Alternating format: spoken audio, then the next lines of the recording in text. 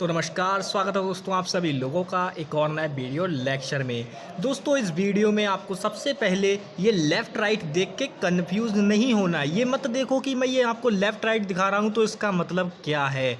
इसका मतलब मैं आपको ऐसा बताने वाला हूँ ना दोस्तों कि जब भी आपके सामने सवाल में कोई भी ऐसी आपके सामने डिजिट आ जाएगी, यानी कि कोई भी इस टाइप से आपको टर्म मिल जाएगी ना एक, तो आप क्या करोगे। जैसे आप देखते हो आपको दशमलव में कोई पद मिल जाए, मान दशमलव में संख्या मिल जाती है, तो आप क्या करते हो। तो उसी का ये कंसेप्ट है, इसको मैं समझाऊंगा। लेकिन उससे पहले हम बात करने वाले हैं वैद्युत फ्लक्स से जुड़े प्रश्नों के बारे में। अब दोस्तों आपके दिमाग में एक बात ये क्लिक होगी कि मैंने ये आपको कल भी बताया था, तो मैं इससे आज फिर दोबारा न्यूमेरिकल क्यों लेके आया हूँ। तो दोस्तों वो ऐसा इसलिए है क्योंकि पिछली वीडियो में मैंने आपको क्या बताया था, कौन सा फार्मूला बताया था। पिछली वीडियो में मैंने आपको बताया था फाई ई का जो आपका सूत्र था, E vector dot A vector. इस फार्मूले से मैंने आपको सवाल लगाना बताए थे। बताओ भाई, बताए थे ना। तो मैंने एक प्रमेय आपको सिद्ध कराई थी, गॉस की प्रमेय। अब उसका फार्मूला क्या होता है वैद्युत फ्लक्स के लिए, उसका फार्मूला होता है Q अपॉन एप्सिलॉन नॉट। यानी कि जो वैद्युत फ्लक्स होता है वो आवेश का 1 अपॉन एप्सिलॉन नॉट गुना होता है। ये प्रमेय मैंने आपको बताई थी, किसकी, गॉस की प्रमेय। ठीक है, और इसका मैंने प्रूफ भी कराया था आपको, किस प्रकार से कराया था आप देख लीजिएगा। तो सबसे पहले हम बात करेंगे, मैंने इससे रिलेटेड आपको 2 सवाल यानी न्यूमेरिकल बताए थे जो कि आपको बहुत अच्छे से समझ में आए होंगे। अब हम बात करेंगे इस सूत्र से बनने वाले न्यूमेरिकल, यानी कि आप इसको ऐसे भी समझ सकते हैं कि गॉस की प्रमेय से संबंधित न्यूमेरिकल आपको किस प्रकार से मिल सकता है। तो आपको यहाँ पे एक मेन बात अपने दिमाग में क्लिक कर लीजिए दोस्तों। वैद्युत फ्लक्स का प्रश्न हमको 2 प्रकार से मिल सकता है। सबसे पहला प्रकार क्या होगा, अगर आपको वैद्युत फ्लक्स पूछा है। देखिए सबसे पहले आपको करना क्या है, सबसे पहले आपको क्वेश्चन को पढ़ना है। क्वेश्चन को जैसे ही आप पढ़ोगे आपको सबसे पहले देखना है कि उसमें पूछा क्या गया है। जैसे मैं इस क्वेश्चन को अगर देखूं तो सबसे पहले हमें क्या करना है, क्वेश्चन को देखना है कि क्वेश्चन में हमसे पूछा क्या गया है। तो सबसे पहले मैं देखता हूं दोस्तों इसमें क्वेश्चन को पूछा क्या गया। चलिए अब हम इंतजार नहीं करवाते हैं, क्वेश्चन को सॉल्व करते हैं डायरेक्ट। सबसे पहले क्वेश्चन को पढ़ो। एक गोलाकार चालक जिस पर 10 माइक्रोकूलाम, ये माइक्रोकूलाम का सिंबल होता है, ठीक है, 10 माइक्रोकूलाम का आवेश है, तो गणना कीजिए कि गोलीय चालक का विद्युत फ्लक्स जो होगा वो क्या होगा। ये हमसे क्वेश्चन पूछा है। अब दोस्तों सबसे पहले मैंने बात की कि इसमें देखो कि पूछा क्या है। तो इसमें पूछा गया है आपसे वैद्युत फ्लक्स। जब हमसे वैद्युत फ्लक्स पूछा गया है तो अब हम बात करेंगे। देखो यहाँ पे हमें क्या मिला, वैद्युत फ्लक्स पूछा है। अब वैद्युत फ्लक्स से हमारे दिमाग में तुरंत 2 बातें क्लिक करनी चाहिए। वो क्या है, सबसे पहली बात कि वैद्युत फ्लक्स को हम कैसे करके ज्ञात कर सकते हैं। अब जैसे ही ये बात आपके दिमाग में क्लिक होगी, आपके दिमाग में ये दोनों फार्मूले तुरंत बन जाने चाहिए। अब जैसे ये दोनों फार्मूले आपके दिमाग में आए तो अब इनको अप्लाई कर दो इसमें तुरंत। सबसे पहले देखो, क्या इसमें कहीं पे आपको वैद्युत क्षेत्र का मान दे रखा है, वैद्युत क्षेत्र का मान दे रखा है वेक्टर में, कहीं भी नहीं दे रखा है। या कहीं पे आपको क्षेत्रफल का मान दे रखा है, गोलीय चालक जो है इसमें गोलाकार चालक, उसका कहीं पे आपको क्षेत्रफल दे रखा है, नहीं दे रखा है। लेकिन यहाँ पे दोस्तों अगर आप एक बात देखें तो यहाँ पे आवेश की बात हुई है। किसकी बात हुई है, आवेश की बात हुई है। तो आवेश की बात हुई है, यानी कि ये सूत्र ये जो सवाल है आपका, इसमें कौन सा सूत्र अप्लाई होगा, कौन सी प्रमेय लगेगी दोस्तों, ये सवाल होगा आपका गॉस की प्रमेय से। ठीक है दोस्तों, किसकी प्रमेय से होगा, गॉस की प्रमेय से होगा। तो चलिए सवाल को लगाते हैं बहुत आराम से। सबसे पहले जो मैं आपको सभी सवालों में बताता हूं, जो सभी आंकिक प्रश्नों के लिए कहता हूं, चाहे भले ही वो आपका फिजिक्स का हो, केमिस्ट्री का हो, किसी का भी हो, या मैथ का भी कोई सवाल हो, कोई सी बात, उसका आपको कुछ नहीं करना है। सबसे पहले आपको जो भी दे रखा है उसमें वो लिख लो, बस वो लिख लो आप कैसे भी करके। आप ये मत देखा करो कि सवाल में दे क्या क्या रखा है। आपको जो बहुत आराम से आपकी समझ में आ रहा है कि अरे ये वैल्यू लिख रखी है, तो वो लिख लो, बस इतना काम आपको पहला करना होता है। तो देखिए मैंने गिवन डेट डाल के यहाँ पे लिख लिया है जो जो मुझे दिया गया है।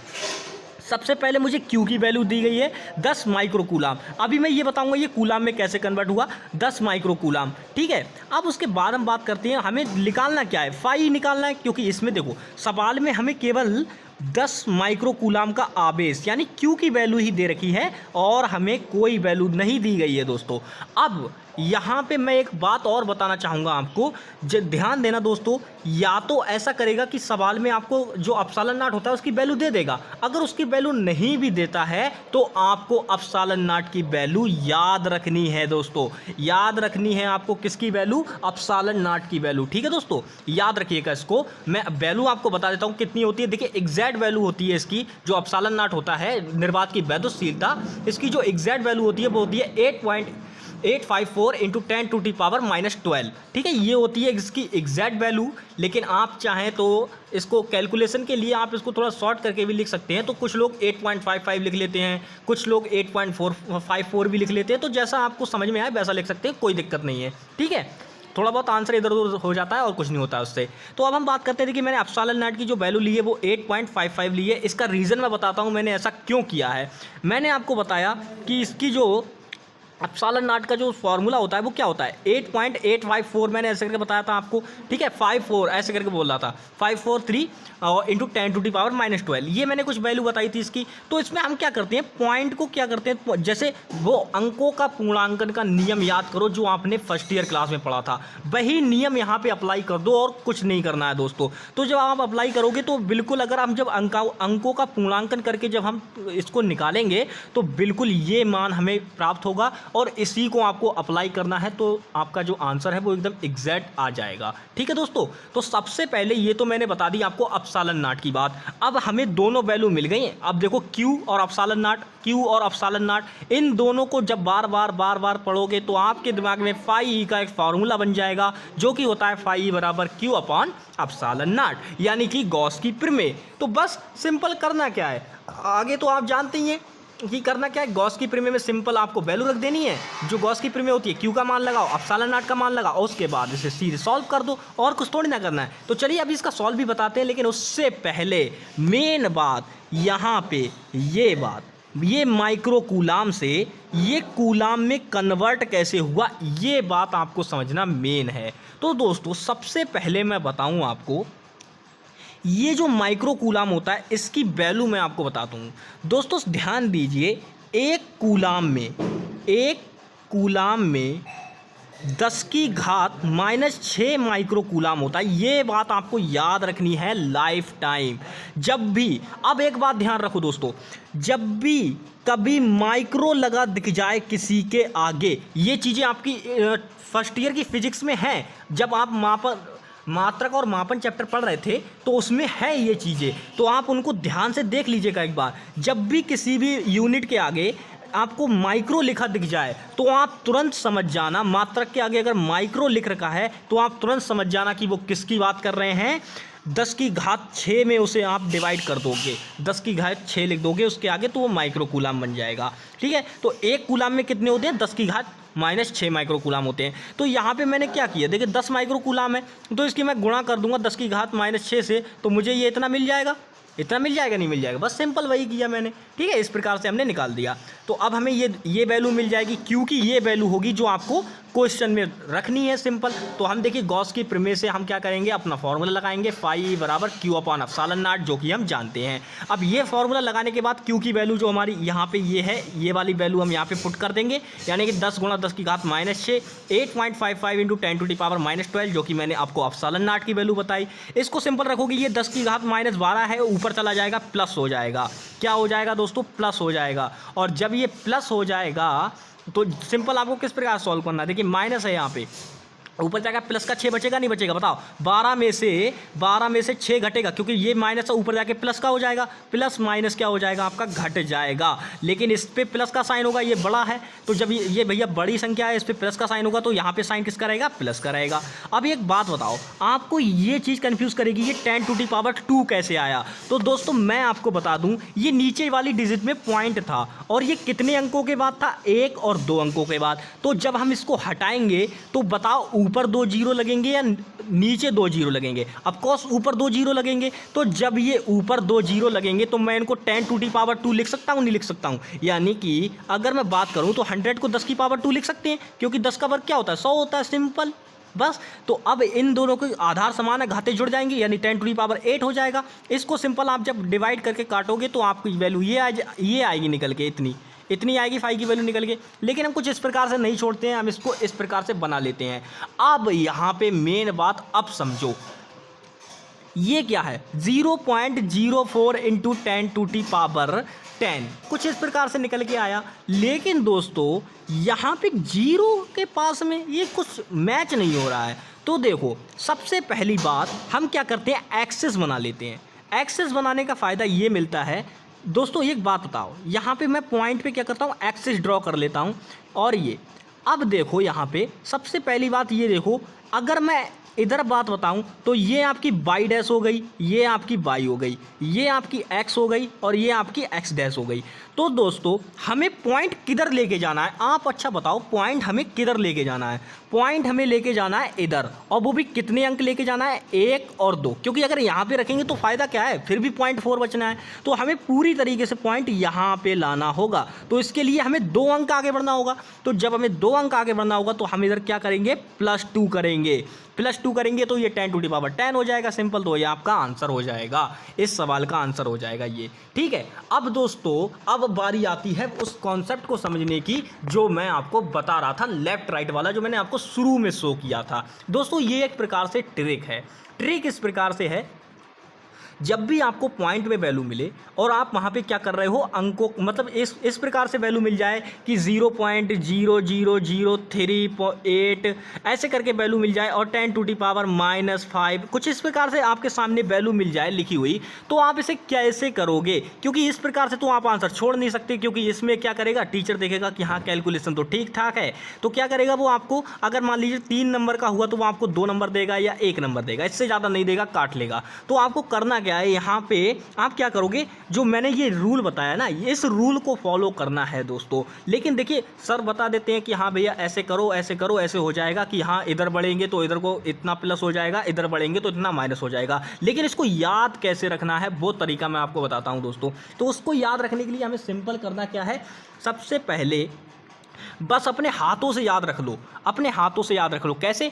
अगर मैं बात करूं आपका, देखिए ये मेरा राइट हैंड है, ये मेरा राइट हैंड है, ठीक है, और ये मेरा ये वाला जो मेरा है दोस्तों, ये वाला मेरा लेफ्ट हैंड है। अब आपका भी होगा राइट और लेफ्ट।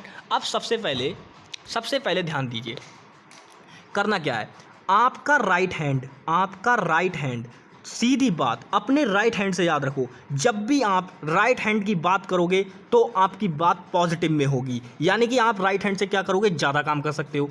और जो आपका सीधी बात है, लेफ्ट हैंड से आप कम काम कर सकते हो। हाँ कुछ हैं जो लेफ्ट हैंड से भी ज़्यादा काम कर सकते हैं, लेकिन कुछ हैं, जब सब तो नहीं होते ना, तो कुछ लोग होते हैं। तो ऐसे समझ लीजिए, कम ज़्यादा करके भी आप कर सकते हो। देखिए लेफ्ट हैंड से हम कम काम करते हैं, राइट हैंड से हम ज़्यादा काम करते हैं, तो ज़्यादा प्लस और कम माइनस, ठीक है, इस प्रकार से। तो आपको समझ लेना है कि जब भी हम राइट चलेंगे, यानी जब भी हम राइट होंगे, एक बात समझ लो ऐसे करके। देखिए 2-3 प्रकार से इस ट्रिक को हम समझ सकते हैं। सबसे पहली बात, मैंने बोला राइट मतलब जब भी हम कोई डिसीजन सही लेते हैं तो उसका फैसला हमारे लिए कैसा होता है, पॉजिटिव होता है। मतलब पॉजिटिव मतलब अच्छा होता है, और पॉजिटिव का मतलब दोस्तों क्या होता है, धनात्मक होता है, यानी प्लस होता है, ऐसे याद कर लो। और जब भी हम कोई काम लेफ्ट करते हैं, मतलब यानी किसी चीज़ को हम छोड़ते हैं या कोई काम हम थोड़े गलत तरीके से करते हैं, सही तरीके से नहीं कर पाते हैं, तो वहाँ पे हमें क्या होता है, माइनस होता है, यानी हमें नुकसान होता है।